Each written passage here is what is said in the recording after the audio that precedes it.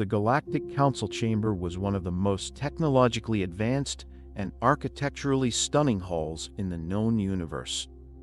Built at the heart of the neutral space station Concordia Prime, it served as the meeting place for the leaders of all major species in the galaxy, beings of intellect, power, and history stretching back tens of thousands of years.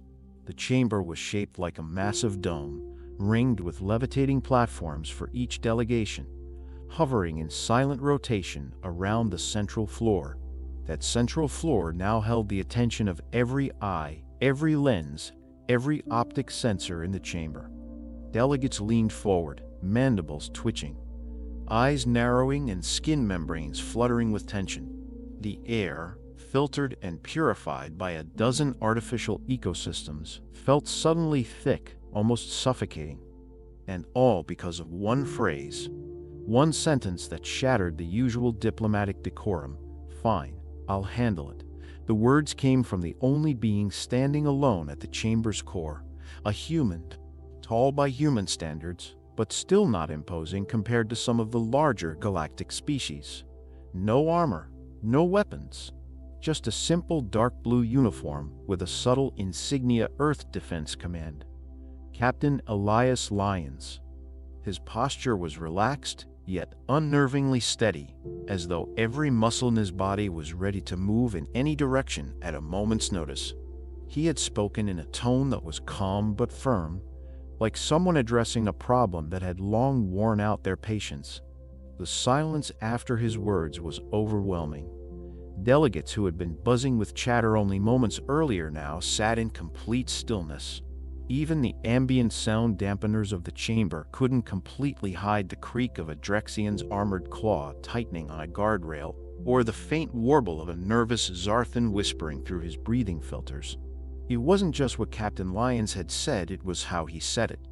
There was no request in his voice, no hint of negotiation, just cold certainty.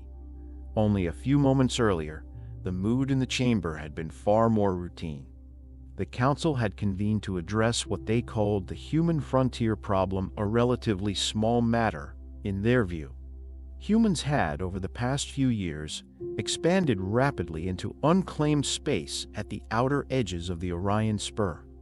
While the expansion itself wasn't technically illegal, it had rubbed against the informal zones of influence of several powerful species, most notably the Drakes, the Zarthans, and the Truix.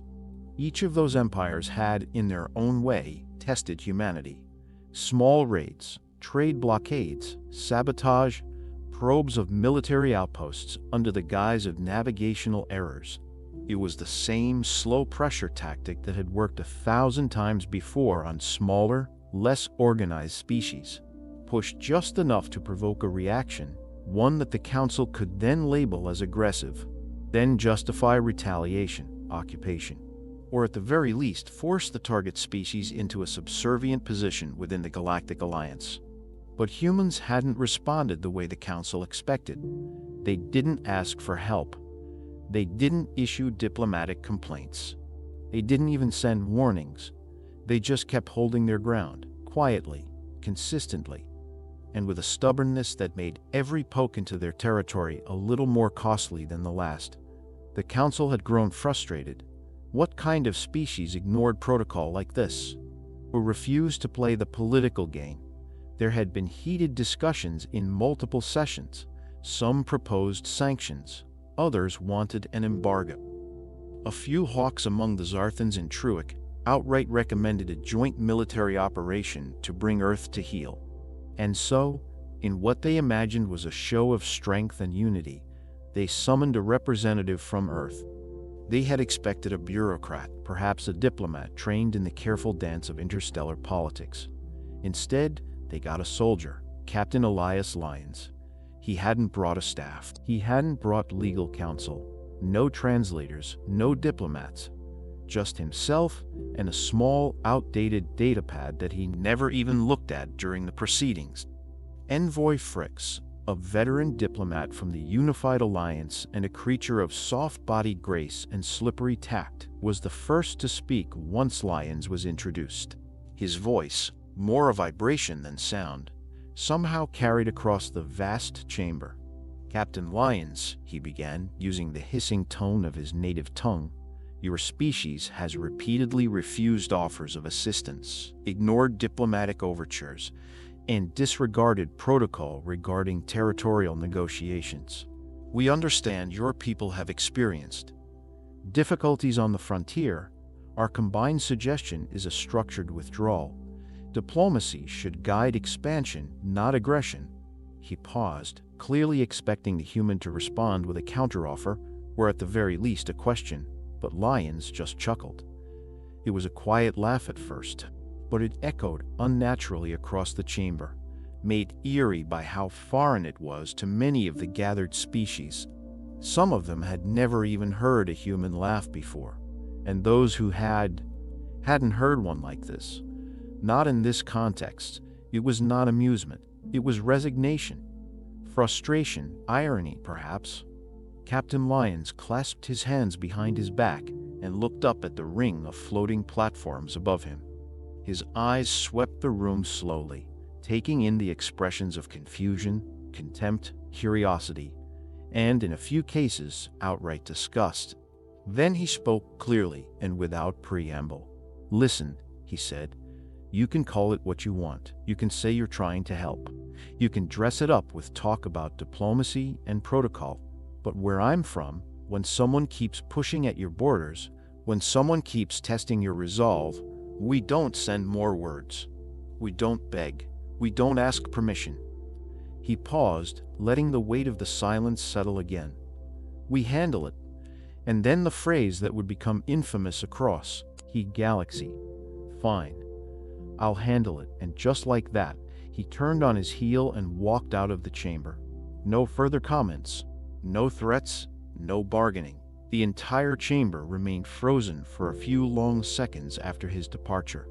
It was as if no one could quite believe what had just happened. He had dismissed the council. He had dismissed the entire process. Envoy Fricks blinked slowly, his gelatinous head rippling with visible agitation. His kind were used to subtle negotiations, to quiet manipulations. Not this human bluntness, not this refusal to play the game.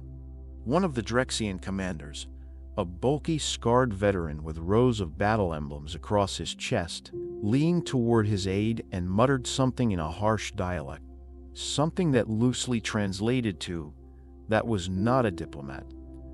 That was a warning. Back in human territory, the words spread like wildfire.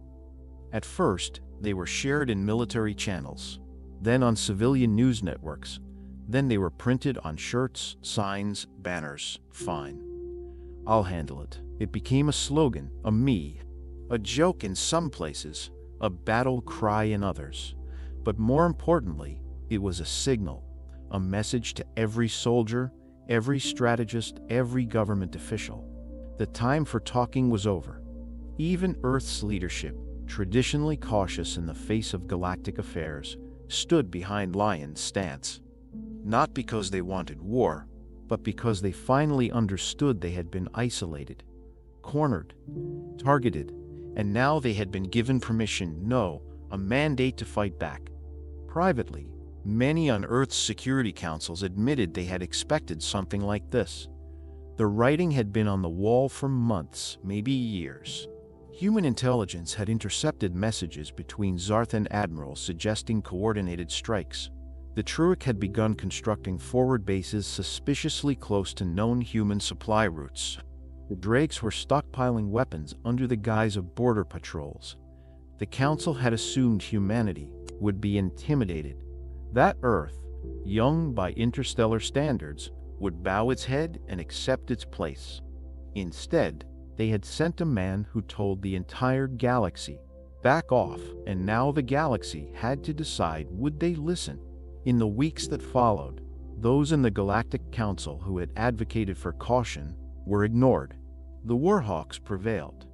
They claimed Lyons' statement was proof of aggression, that humanity needed to be shown its place, and so began a campaign to apply military pressure. It would be, they said, a demonstration of strength. A few raids, a few battles, enough to put Earth back in line. But behind the scenes, in war rooms hidden deep beneath Earth's cities, new plans were being drawn.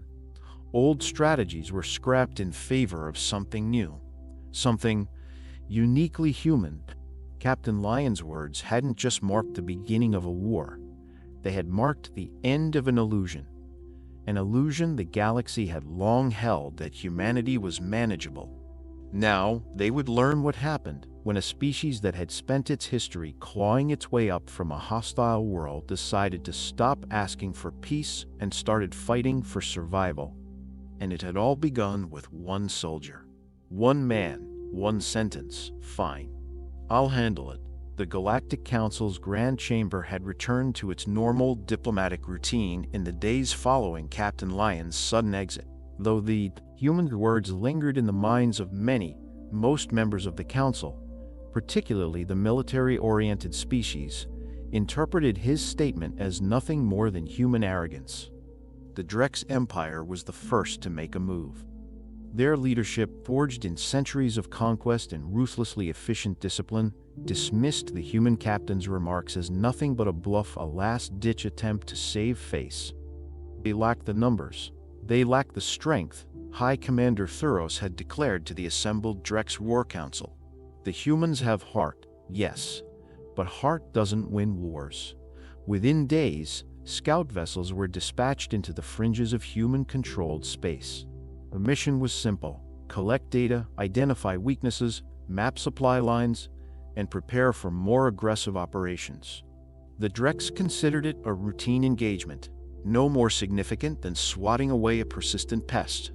What they didn't expect, what they couldn't have expected, was that none of the ships returned.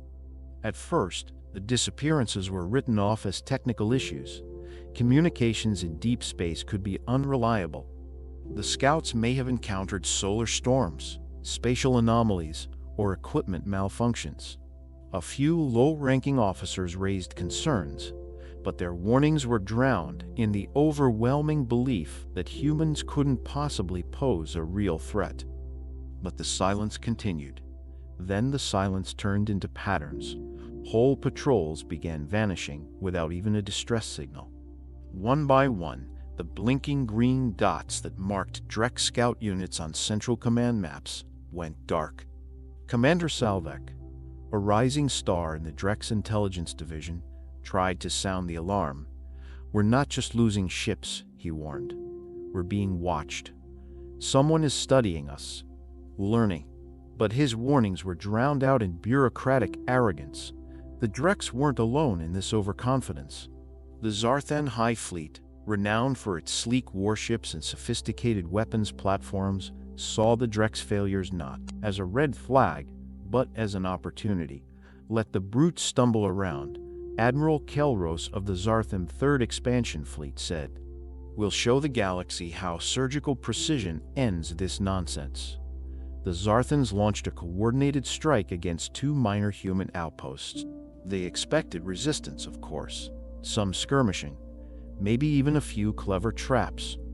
But ultimately, they believed they would make short work of the defenses and return to the Council with results that would solidify their dominance. That's not what happened. The strike fleets reported initial contact with human vessels, but then things began going sideways. Midway through the engagement, weapon systems began to fail. Not catastrophically, just small failures, glitches at first. But when they tried to fire plasma lances, nothing happened. When they recalibrated targeting systems, entire banks of weapons refused to acknowledge input. Admiral Kelros believed it was sabotage. He ordered full retreat to reassess the situation. But before the order could be executed, an electromagnetic pulse of unprecedented scale disabled every ship within the core of the formation. It wasn't just power failure, it was surgical, targeted, and absolute. Out of 42 vessels, only 5 limped back to friendly space. Those 5 carried with them reports that shocked even the most seasoned Zarthan commanders. The humans weren't using cutting-edge tech. They weren't brute-forcing their way through. They were using disruption. They knew where to hit and how to hit. And they struck not with force, but with precision. Kelros was recalled.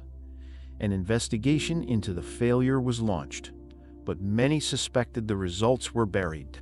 Admitting weakness, especially to humans, was not something the Zarthan hierarchy was prepared to do publicly. Meanwhile, the Truic Confederation, whose military doctrine revolved around overwhelming numbers and direct confrontation, took a different approach.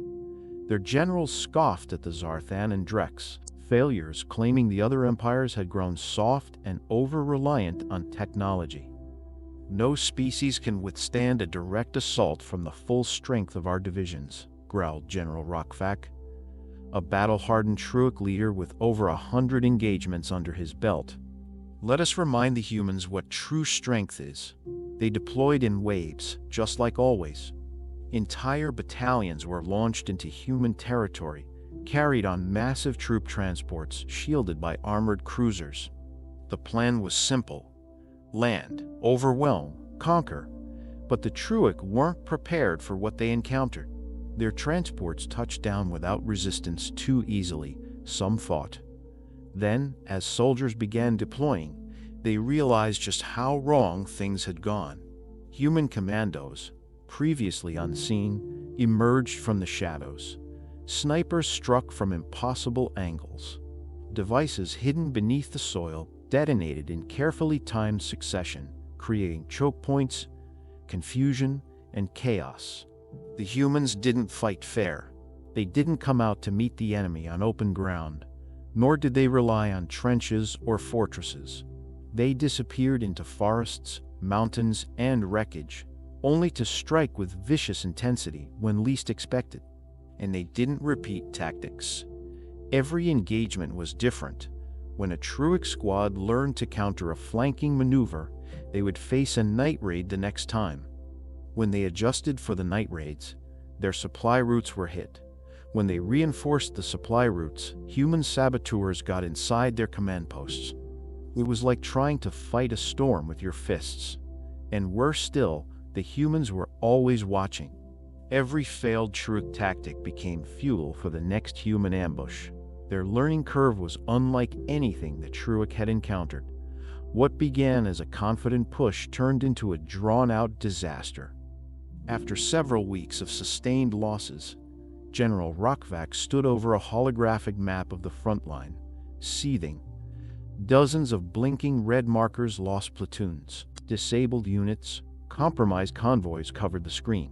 He slammed his fist against the projection panel. "How are they doing this?"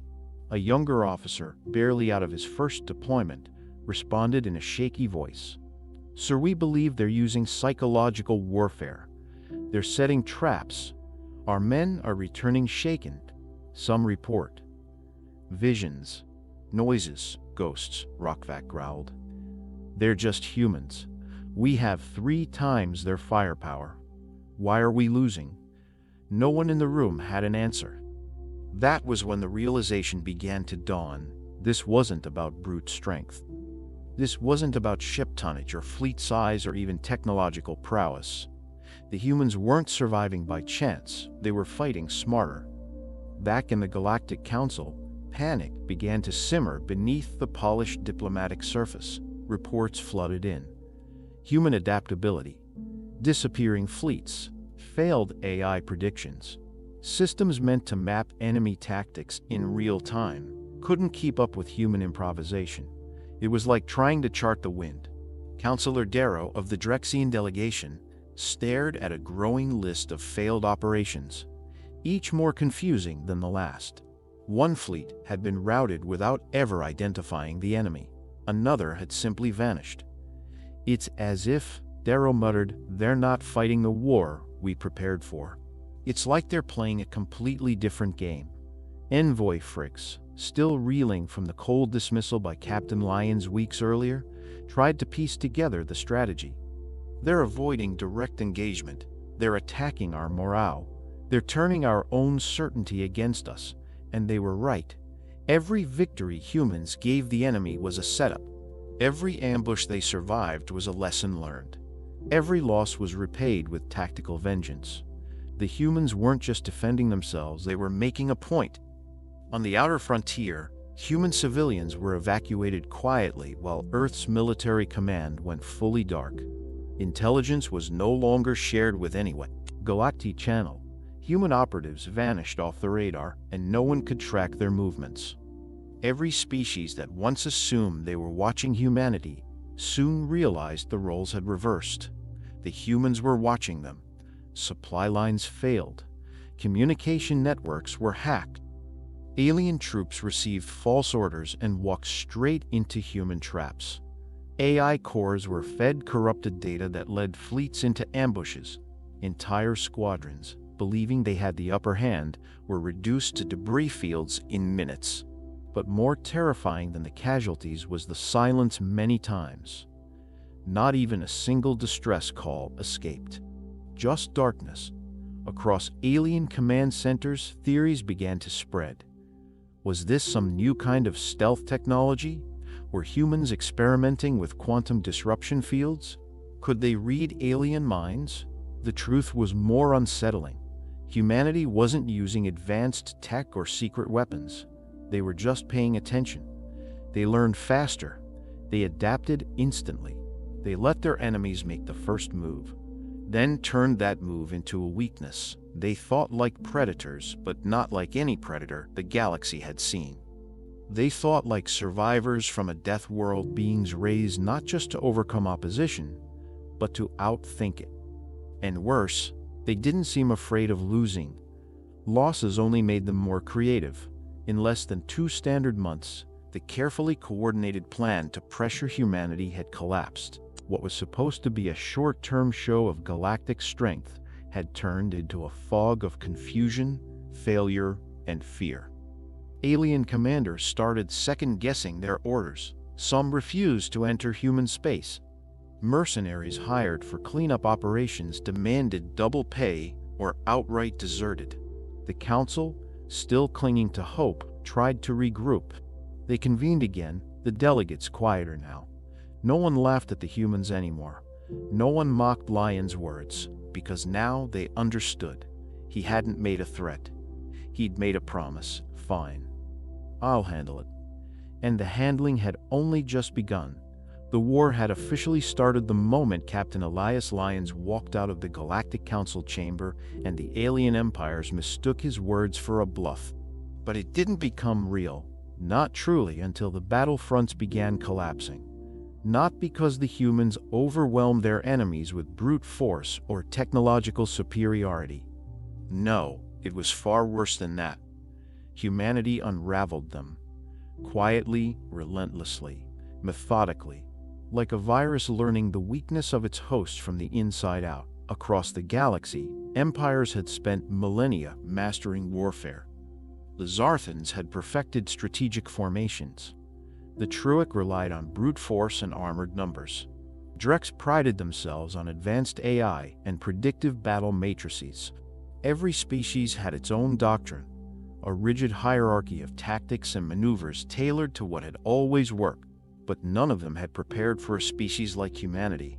From the very beginning, human tactics didn't make sense. That's what unnerved the galactic generals the most. There were no patterns, no clear formations. Human forces didn't respond the way the simulations predicted. If anything, they seemed to intentionally go against strategic logic. Started with the ambushes. A Truic landing party would secure a ridge only for the cliff face behind them to explode, revealing hidden sniper nests. A Zarthan fleet would pass through a trade route, only to find the route mined with low-tech but highly effective magnetic charges attached to cargo husks, floating harmlessly in space. It wasn't just the surprise attacks, it was the way humans kept shifting tactics before their enemies could even analyze the last one. Commander Tarkex, a highly respected Zarthan strategist with centuries of battle records under his belt, stood in front of his tactical council during a debriefing that had started optimistic but was now descending into a frustrated fog. They changed again, one of his aides stammered, gesturing toward a flickering holomap. They were using static defenses along the perimeter last cycle, but now they've abandoned it completely. They're hitting our patrols from the flanks again, like they know where we'll rotate in advance. Tarkex narrowed his multifaceted eyes. "They're reading our algorithms? Or they're just that fast?" Another aide whispered. Fast wasn't the right word.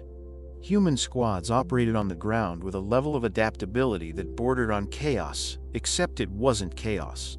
It only looked like chaos to outsiders who were used to structured, grid-based formations. To human commanders, this was second nature. Fluid maneuvering, flexibility, controlled unpredictability, and the psychological warfare. That was where humanity truly began to dominate. Long before the first shot was fired, human analysts had combed through alien language databases, behavioral archives, and battle history. Earth's brightest minds, military psychologists, behavioral economists, game theorists had spent years building psychological profiles on the major galactic species. Not just their battlefield strengths, but their fears, their pride, their breaking points. And when the time came, those profiles were weaponized. In a campaign against the Truic stronghold on Zevka Prime, human forces used sound manipulation to devastating effect. Drones hidden in canyons broadcasted the panicked cries of wounded Truic soldiers, recordings taken from earlier battles and played on loop. Night after night, those sounds echoed across the rocky plains, fraying the nerves of even the most hardened troops.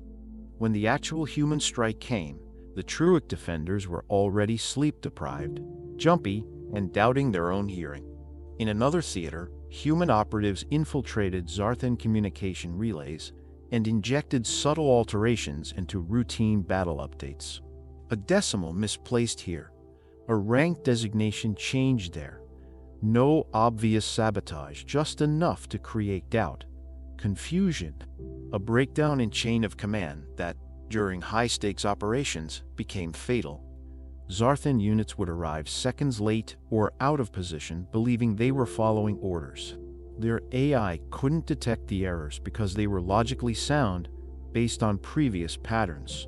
But the humans knew how Zarthans thought, knew how they trusted machine logic more than instinct. The psychological toll grew day by day. On one shattered world along the frontier, a Drex commander recorded a message to his superiors, his voice taut with fatigue. They move like ghosts. There's no consistency. One day, it's an ambush with sonic traps. The next, it's a decoy base that lures our troops into a canyon rigged with seismic charges. Our forces are exhausted, constantly second-guessing every move. I've had soldiers refuse to go on patrol, and that was the turning point. The realization that humans weren't just disrupting military operations, they were dismantling morale. For the alien soldiers, war had always been a matter of execution. Follow commands, move with your unit, stick to the doctrine. But the humans, they lived inside that chaos. Commander Rockvac, the Truic general who had once promised to crush the humans in weeks, now found himself pacing the command tent, eyes sunken, voice hoarse. We trained for terrain combat, urban siege, orbital assaults, but we didn't train for this. He gestured at the static-covered footage playing on a Yamloop, a grainy clip of 3 human soldiers outmaneuvering a squad of 12 Truic elites, using only smoke, audio lures, and holographic decoys. "What are they doing?" he muttered, adapting, his advisor said, barely hiding the unease in his voice. "Faster than we can respond," and it wasn't just the ground forces. Human ships began appearing in places they shouldn't be, behind enemy lines, inside secure space, even within the protective rings of galactic supply stations.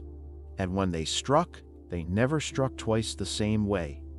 In 1 week alone, a human task force disabled 4 supply convoys using 4 completely different methods, each one exploiting the alien fleet's trust in standard patrol timing. The human message was clear.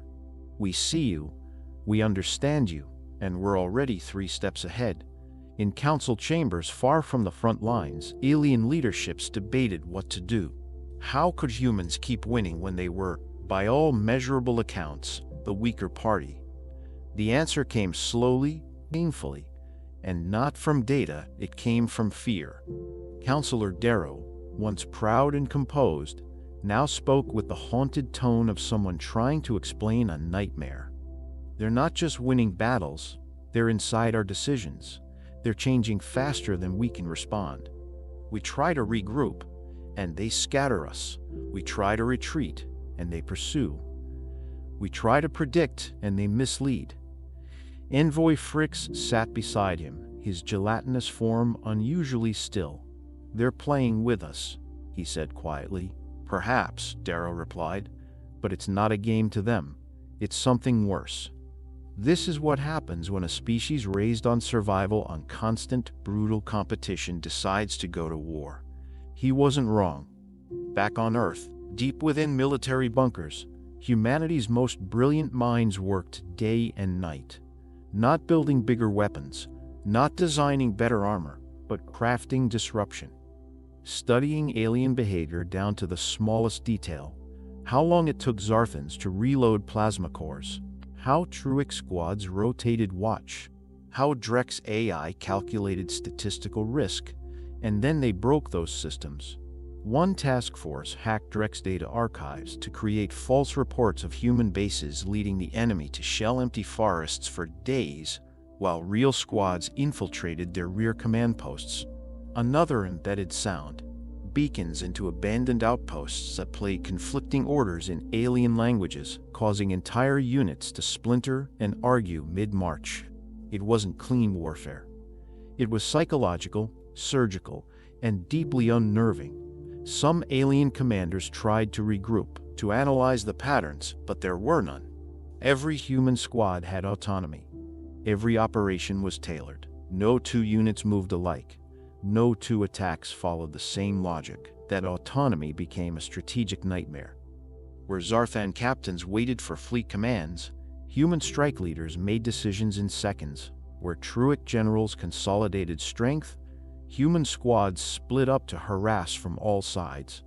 Every instinct the alien empires had relied on, discipline, hierarchy, routine, was now a liability.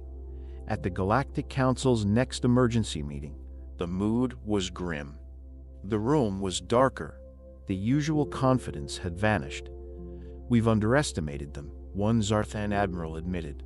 "They don't follow the rules." Counselor Zrock, a battle-hardened veteran who had once fought in the Titanian Rebellion, leaned forward. "This isn't a war of territory anymore. This is a war of minds, and we're losing ours." Envoy Fricks barely managed a whisper. "They study us, break us, then disappear before we can regroup." It was true. And across the galaxy, alien soldiers began dreading the sound of silence, the eerie calm before a human strike. Supply crews flinched at static on the comms. Commanders began issuing orders with second guesses built in because every decision felt like a gamble. The humans weren't just winning battles, they were rewriting the very definition of what war looked like. By the end of the third month, the Council no longer asked how to defeat humanity. They asked how to survive them. It started with silence, not the kind that comes before a battle or the artificial quiet of space between planets.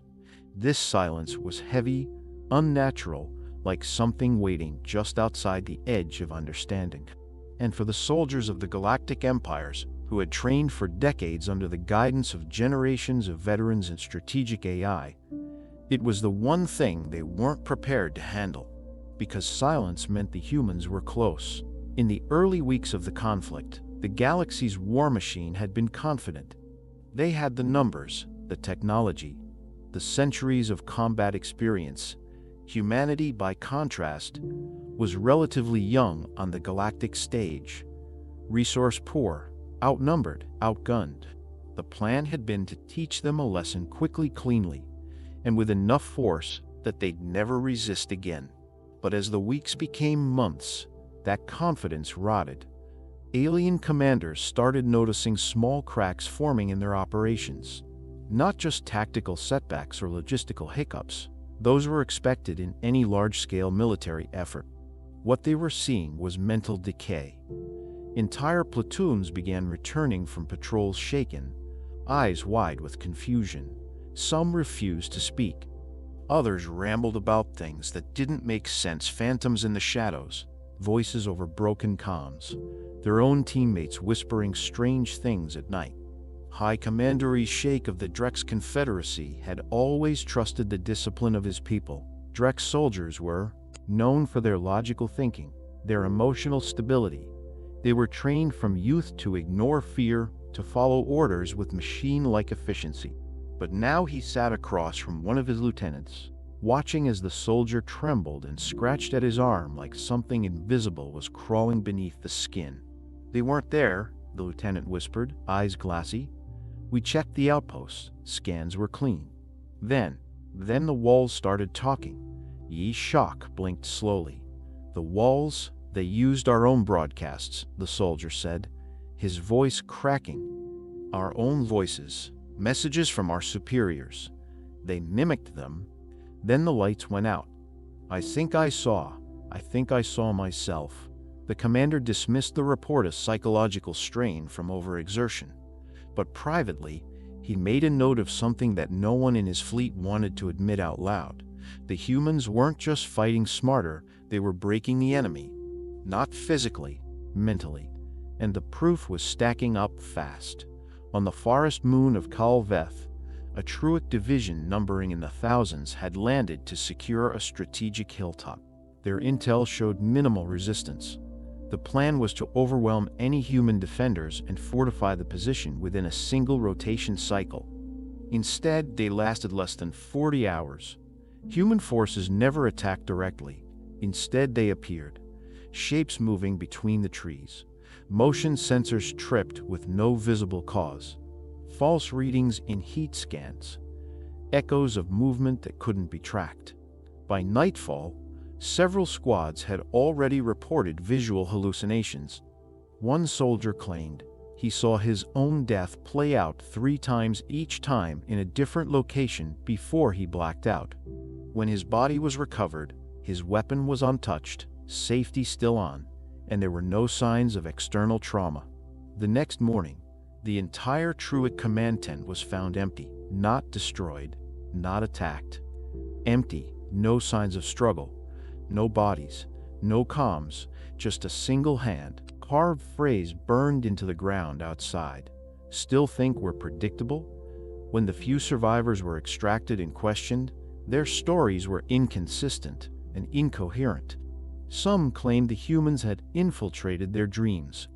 Others swore they heard the voices of dead comrades calling them deeper into the forest.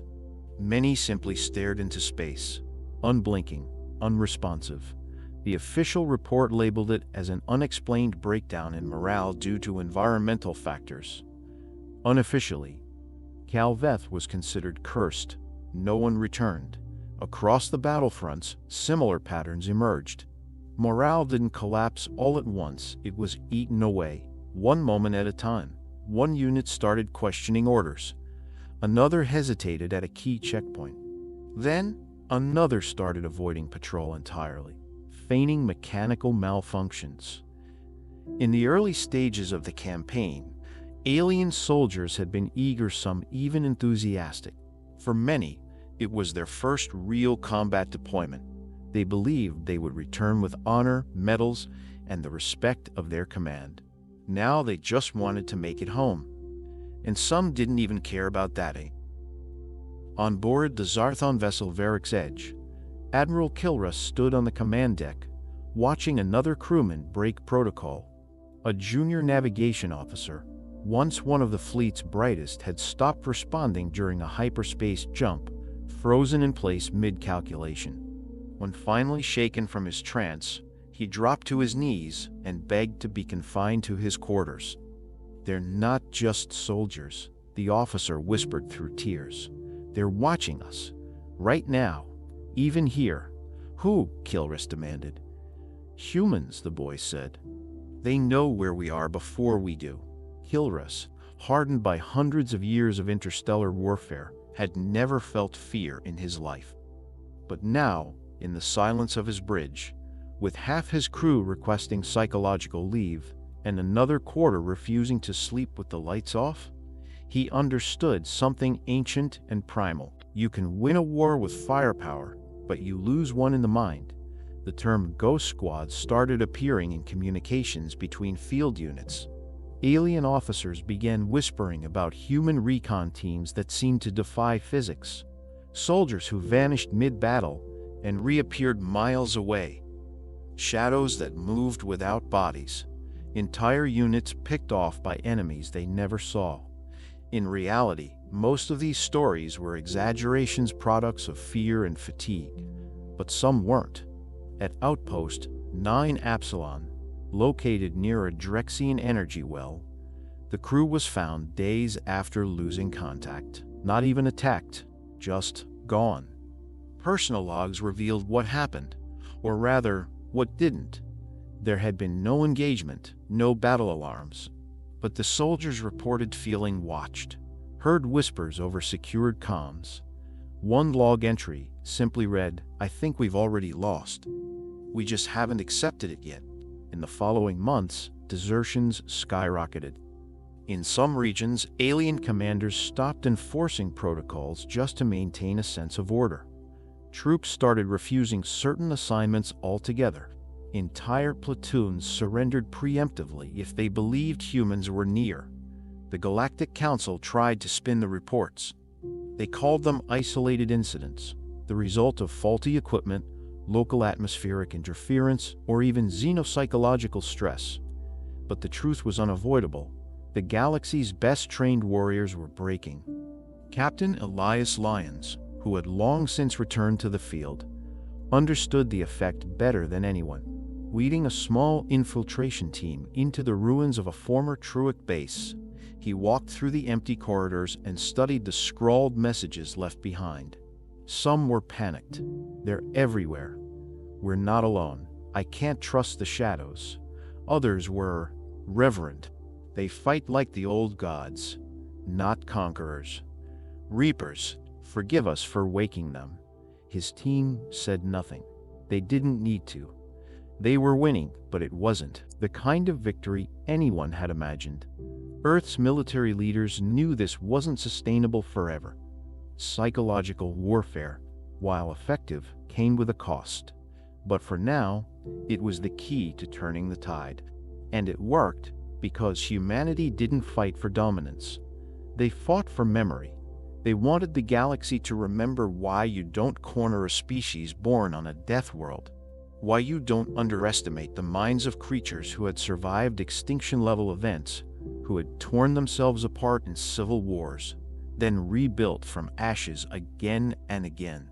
They wanted to burn an image into every alien soldier's mind. A world that fights back with intellect, with terror, and with infinite adaptability.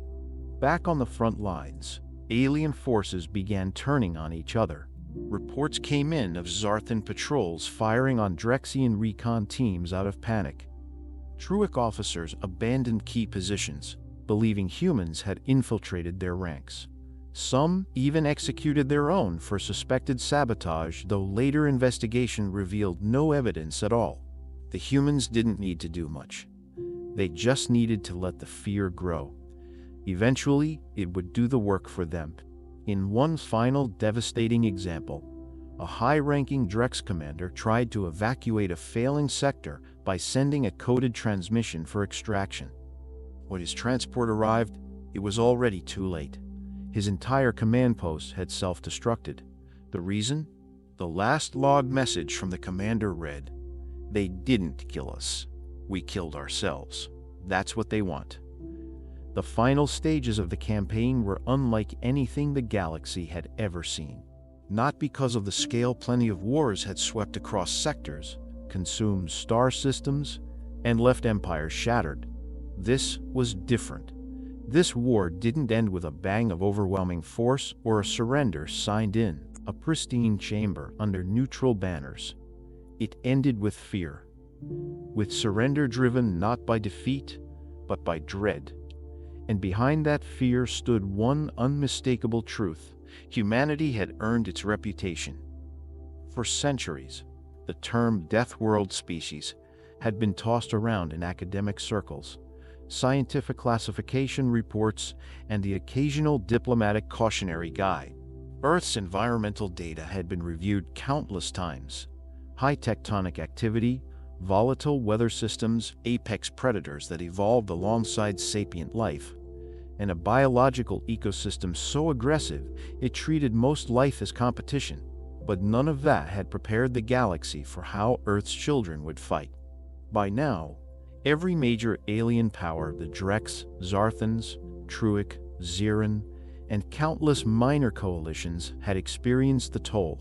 Their soldiers were shattered, their AI-guided war machines rendered obsolete. Their empires, once proud and unshakable, were now issuing quiet retreat orders and erasing entire offensive plans from memory logs. But the most telling sign that humanity had won came not on the battlefield, but in the refusals to continue. Outpost Theta 9 on the edge of the Zarthan border had once housed 2,000 elite troops.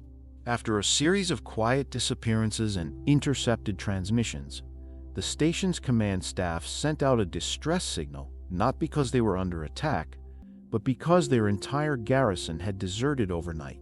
The last recorded message from their communications officer read simply, "They don't need to kill us. We're doing it for them." It was one of many. In Truic-controlled space, entire fleets began disabling their long-range beacons and burning their own navigation charts. The goal wasn't tactical, it was to become invisible, to slip beneath the radar of human attention. As one captain put it during a debrief, "If they don't see us, maybe they'll forget we were here." Of course, they wouldn't. The humans remembered everything. On the front lines, Earth's forces continued to advance, but not like conquerors. They didn't take territory. They didn't plant flags. In fact, they rarely held ground at all. Instead, they moved like wind through broken windows, swift, quiet, and utterly devastating. Human strike teams bypassed defenses that were once considered impenetrable. They disabled fleets without ever boarding them. They walked into enemy bases disguised in stolen armor and collapsed entire operations from within before anyone realized what was happening. But the physical damage was secondary. The real damage came afterward. Commanders returned to smoldering facilities to find entire bunkers covered in eerie messages scrawled in the languages of the enemy, in perfect grammar, sometimes even in regional dialects. Phrases like, "We learned this from your war academy. We heard your broadcasts. Nice strategy. Try harder." One high-ranking Ziran general, known for his steel-hard logic and disdain for emotion, suffered a complete mental collapse after discovering his private logs encoded, hidden, and protected had been accessed and annotated by human analysts. In the margins of his entries were notes, suggestions, corrections. Interesting tactic, but flawed here. See what happens when you rely too much on AI routing. You underestimated fear. So did we, once. He resigned the next day, and rumor had it he never spoke again. The Galactic Council had no choice but to reconvene. But this time, it wasn't about forming an alliance to crush the humans. This meeting was about survival. The chamber was different now. Quiet, tense. The air buzzed with unspoken defeat. No one sat with the same confidence they once had when laughing at human strategies. Many seats were empty, either because their occupants had been recalled by failing empires, or because they no longer had a reason to show up. Envoy Frix, once the loudest voice against human aggression, was now the quietest. His gelatinous frame shimmered with anxiety as he revealed. Wednesday, the most recent report. 12 battalions surrendered without combat in a single week. Several more had defected just to avoid the mental torment of further engagements. Councillor Darrow, who had spent the last months watching his Drexian fleet crumble, finally spoke. "They're not pushing for territory," he said, his voice low but clear. "They're pushing for something else. Something deeper. They want us to remember." "Remember what?" Frix asked, already knowing he wouldn't like the answer. Darrow's expression turned hollow. What happens when you provoke a species that fights with its mind before it ever lifts a weapon? There were murmurs across the chamber. Uncomfortable agreement. Quiet acknowledgments. They haven't once asked for land, added Admiral Glix of the Zarthan fleet. They haven't claimed a single colony. They haven't demanded resources. This isn't conquest. It's something worse. It's a message, and the message had been received. In thousands of alien cities, murals of human soldiers, armor dented, eyes sharp, bloodied but unbroken, had become the stuff of whispered legend. Parents told their hatchling stories about them. Training simulations were redesigned to teach troops not how to fight humans, but how to avoid being noticed by them. The psychological shift was total. The species that had once scoffed at humanity now built entire defense protocols around the idea of never encountering them again. Fear had done what plasma cannons and siege cruisers couldn't. It had redefined humanity's place in the galaxy. Back on Earth, victory celebrations were muted. The soldiers returned home, not to fanfare and parades, but to quiet relief. Many had seen too much to celebrate.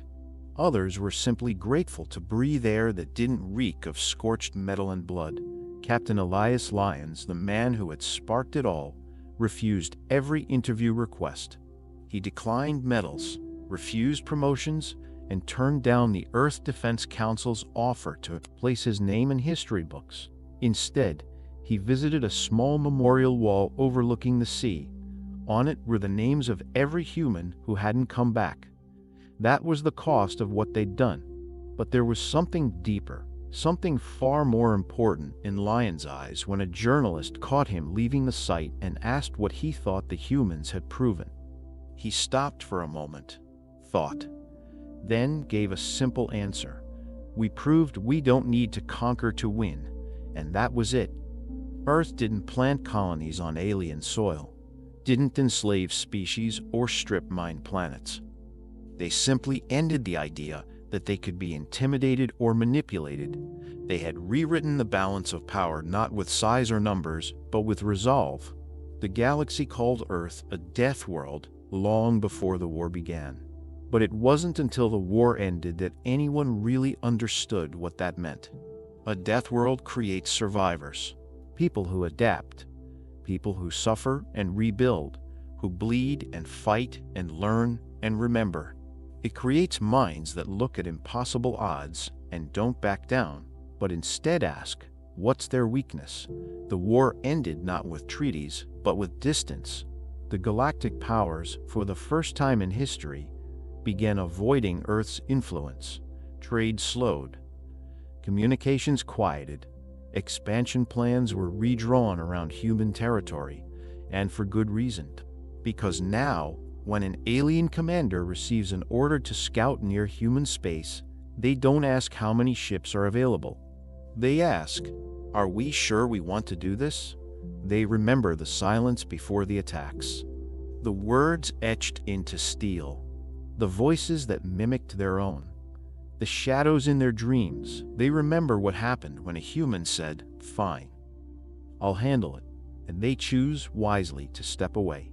The war didn't end with a final battle or a ceasefire announcement. It ended with an absence, the sudden lack of resistance. No more patrols probing the edge of human space. No more sabotage attempts cloaked in diplomacy. No more fleets massing under the guise of joint security drills. The alien empires simply stopped. Their ships pulled back. Their troops went home. Their leaders redirected attention inward, focused on recovery, on damage control, on the question that had haunted them since the beginning. How had it gone so wrong? But for humanity, it hadn't gone wrong at all. It had gone exactly the way it needed to. The moment Captain Elias Lyons walked out of the Galactic Council chamber and left behind the phrase heard across the stars, fine, I'll handle it, humanity had already made its decision. There would be no further negotiations, no begging for recognition or mercy. There would only be one response: prove that survival wasn't luck. It was a choice. And now, Long after the last alien fleet had retreated, Earth stood unchanged, in some ways still blue and green, still breathing the same air, still filled with people going to work, raising families, chasing dreams. But underneath the surface, in the places where minds turn ideas into action, something profound had shifted. Humanity had become a symbol, not a symbol of dominance or conquest, a symbol of unshakable will. In the years following the conflict, Earth's military forces were restructured, not for expansion, not to chase down the remnants of alien opposition, but to ensure that what had happened could never be forgotten. Units that had fought in the darkest hours of the war were retrained to teach new generations not how to win a war, but how to avoid needing one in the first place. Lessons were drawn not just from battles, but from what they had learned about themselves.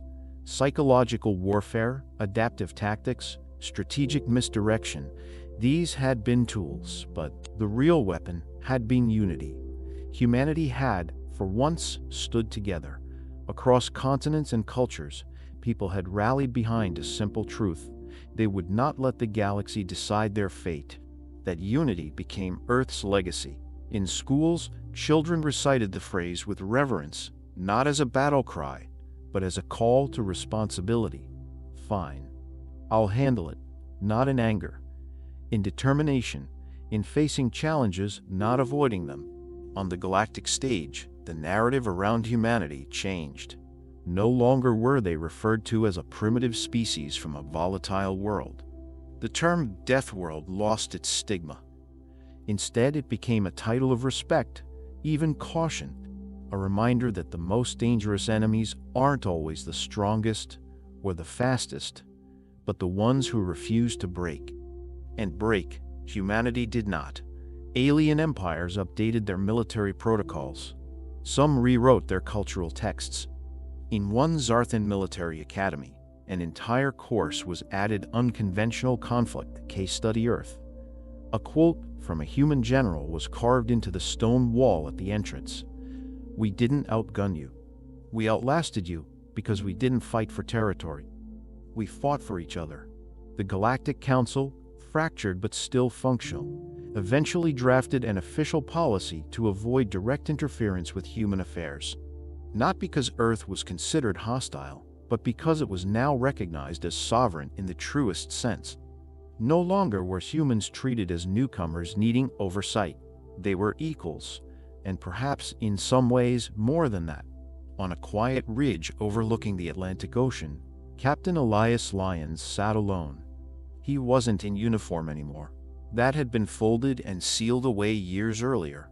His hair had grayed, his face lined not just with age, but with memory. The kind that doesn't fade. The kind that lingers in the shadows of quiet nights. In front of him stood a polished black monument. No statues, no flags, just names, thousands of them. Soldiers, engineers, analysts, civilians, all the people who hadn't come back. Behind him stood a group of young recruits, dressed not in combat armor, but in simple navy blue academy uniforms. It was tradition now. Every cadet, before graduation, made the pilgrimage to this place to remember. One of them, a girl barely 20, stepped forward nervously. She'd been chosen to speak, and her voice wavered only slightly as she addressed the veteran. "Sir, we've studied everything, the battles, the tactics, the messages, but we still ask ourselves, why did they give up? The alien empires. Why did they stop?" Lyons didn't answer right away. He just looked out across the water, listening to the wind. Then, finally, he said, "They didn't stop because we outmatched them. They stopped because they didn't understand us." He turned to face the group. They thought war was about firepower, about how many ships you could build, how many worlds you controlled. But for us, it was never about that. We didn't fight because we wanted to win. He placed a hand on the monument. We fought because we refused to lose. The cadets were silent. Lyons continued, his voice steady. "See, We're from a world that kills you if you don't adapt. Hurricanes, droughts, quakes, wars of our own making, we faced extinction 100 different ways. And each time we crawled back up, not because we were better, but because we couldn't accept being gone. He smiled faintly. That's what they didn't get. That's what broke them. Across the stars, fragments of the old enemy still existed, remnants of the Truic Empire hid in asteroids, clinging to their warships like ancient ghosts. The Zarthan bureaucracies had fractured into smaller states, each one still haunted by their inability to comprehend Earth's victory. The Drex, ever logical, had quietly rerouted all expansion paths away from the Sol system. But no one challenged Earth again, not because of fear of destruction, but fear of futility. Humanity didn't conquer their enemies, they outlasted them. And slowly, that realization reached even the furthest colonies. The name Earth became more than a location. It became a term whispered in war rooms and diplomatic halls alike, a reminder of what happens when you mistake survival instinct for weakness. A famous Drexian historian, once a military propagandist, wrote a revised edition of his Galactic War Chronicle. The final chapter was titled, "The Human Condition, the Doctrine of No Surrender." His conclusion, translated into hundreds of languages, was simple. We challenged them because we thought they were fragile. But fragility breaks. They didn't. They just bent, adapted, and struck back. They didn't win by overwhelming us. They made us look at ourselves. And we didn't like what we saw. In the end, the story of Earth was not one of domination. It was one of definition. Definition of identity, of unity, of endurance. They weren't the strongest species in the galaxy. They weren't the most technologically advanced. But they were the ones who refused to be erased. And that refusal, that defiance, echoed louder than any fleet. It traveled in the silence before an ambush, in the flicker of a hacked comm system, in the etched phrase on a fallen satellite, found by a retreating alien ship. You thought we were weak because we chose peace. Now you see what we do when peace is denied. A real-world lesson in many ways. This fictional account of humanity's stand in a galactic conflict reflects deeper truths about our real-world history. Humanity, throughout time, has often been underestimated not by aliens, but by itself. By the empires who thought smaller nations couldn't resist occupation. By the governments who thought people wouldn't rise when oppressed. By the cynics who thought hope was foolish. But the pattern has always repeated. The truth: we survive, we adapt, we endure. From the trenches of World War I to the fall of the Berlin Wall, from revolutionaries armed with nothing but belief to nations rebuilt after devastation, we've always had this fire, this instinct to push forward, no matter how battered, no matter how broken. The real power of the story isn't in the tactics, the battles, or even the clever victories. It's in the refusal to give up. That's the message that should outlast the fiction. Whether on a battlefield, in a hospital room, in a quiet kitchen, where someone's trying to make ends meet, or in the heart of a student who refuses to believe they can't succeed, there's a version of fine. I'll handle it in all of us, and that is what makes us human.